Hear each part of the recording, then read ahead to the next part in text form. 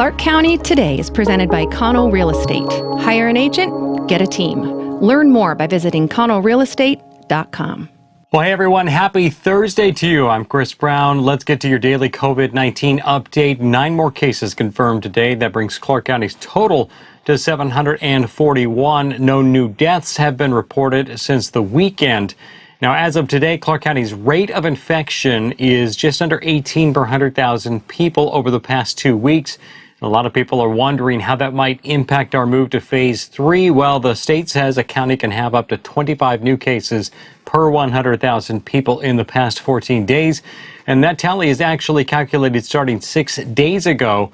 So while our per thousand count has increased a bit recently, we're still under the state's threshold for moving to phase 3. The county hopes to have their application in by tomorrow, and a decision could be made as soon as next week. And of course, we'll be there to bring you the news, good or bad.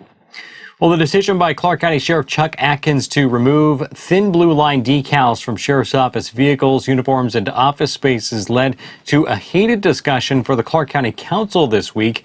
During their council time meeting on Wednesday, Councilor Temple Lentz, the lone Democrat on the council, presented a letter supporting the decision by Atkins. And County Chair Eileen Quiring was a strong voice against that letter, saying systemic racism is not an issue in Clark County and that the decision by Atkins is disrespectful to the men and women in law enforcement who've died in the line of duty. However, from the NAACP and Black Lives Matter perspective, the symbol was seen as synonymous with the Blue Lives Matter movement and disconnected from the plight of people oppressed by racism. Atkins said his decision was born out of several complaints that he received. Now, Clark County Today has received a copy of the letter, which was signed by 4 members of the county council. Quiring was the lone councilor to not sign. Battleground Police and the school district are defending their decision to apply for a grant to bring another school resource officer to the district.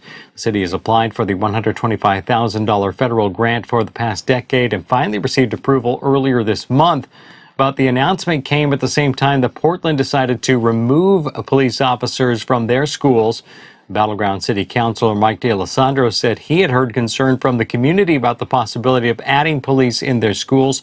But Police Chief Mike Fort told us he's heard only positive feedback on the program, as did Battleground High School Principal Charbonneau Gord, who had high praise for the district's current SRO, Officer Phil Anderson.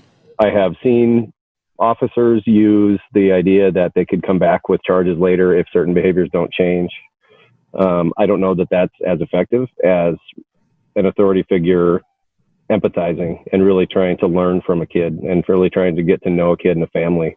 And we have that with Phil. He is really amazing at building relationships with all community members. I mean, now he may be a little, maybe he's not the, maybe he's atypical because he is genuinely just a good human being. But I would say that with all the SROs I've worked with. Now, Officer Anderson says his focus is on keeping students out of the juvenile justice system, contrary to concerns by some that police and schools equals more children ending up with a record. To read more about the program and the next steps and why officials say Battleground and Clark County are different, be sure to check out the full story at clarkcountytoday.com. Well, yesterday we told you about a community survey Battleground families took part in about the upcoming school year. Facing deep uncertainty, some parents say they're simply considering keeping their children home. Many private schools in Clark County, including Kingsway Christian, Seton Catholic, and Cornerstone Christian, are hoping to have robust in-person classes coupled with revamped online distance learning. Administration at both Kingsway and Cornerstone said they want families who feel comfortable with in-person instruction to have that option, as well as those who prefer to keep students at home. Kingsway has conducted several surveys over the past year to improve their online platform, and next year will begin using new motion tracking cameras for teachers, as well as providing Chromebooks for all students who need one. State mandates will likely require masks to be worn at the schools, but with often smaller class sizes and better student-to-teacher ratios, social distancing will be fairly easy, said Kingsway Superintendent Jason Tyndall. The ever-evolving process will be updated through emails and postings to each school's website and their distance learning pages. Check out our full story to learn more. Well, bureaucracy takes time, weeks, months, even years, and that means sometimes a civil servant just has to grab his gardening tools and get to work when there's a problem needing fixed. Here's Paul Valencia with one example. Hello. Today I just want to give a shout out to Vancouver Council member Bart Hansen and his son. They saw a video on Facebook. Well, someone tagged him actually and said, "Hey Bart, what can you do about this?" A small business owner had posted a video complaining about kind of getting nitpicked about his sidewalk when his sidewalk was fine, but across the street there was a sidewalk that was overrun by bushes and other debris, and it was unusable. So Councilmember Hanson and his son on Saturday took about 3 hours, a couple machetes, some weed eaters, and went to work. And hey, they got the job done. Here's Councilmember Hanson with his story. I mean, what you're basically looking at is what my son and I, Lewis, cleared out and put about 3 hours work into it. It's impassable. The berry bushes were about this high, and so Lou cut them down over here. Lou worked over here, I worked over there, and, you know, volunteer project for him.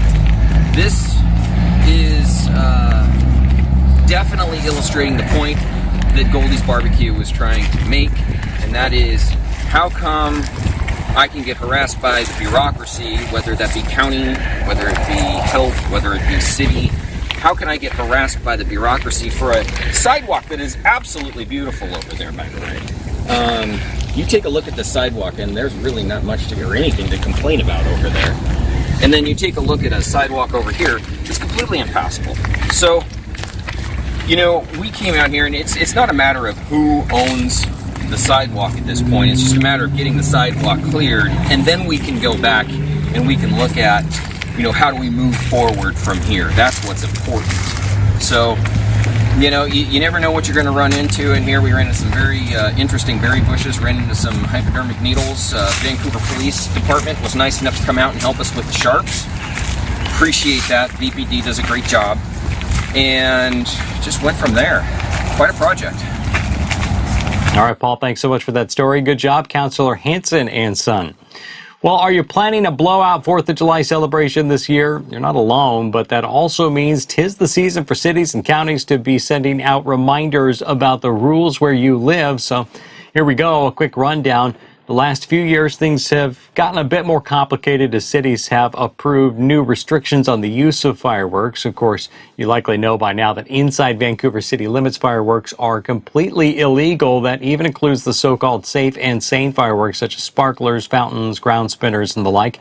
Even owning fireworks in Vancouver could earn you a citation from the fire marshal's office and a fine that starts at $500 for first-time offenders and then goes up for each repeat offense.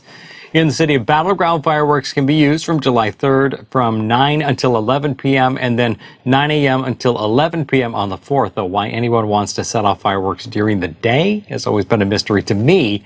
Using fireworks in city parks or on school property, however, could spark a citation or fine or a fire, which no one wants. If you want to know whether you live inside or outside of city limits, there's a map for that both on the City of Vancouver's website and Clark County's Community Development webpage. Fines for owning or using illegal fireworks in the county also start at $500, as if the fireworks themselves weren't expensive enough. Well, that's our check of the stories we're following for you on this Thursday at ClarkCountyToday.com. Be sure to follow us on Facebook, Twitter, and Instagram, and also YouTube to see when stories are posted and be part of the conversation about what's happening in your community. You can also reach us with news, tips, and feedback via email, news@ClarkCountyToday.com. For all of us, I'm Chris Brown. Thanks for watching. We'll talk to you again tomorrow.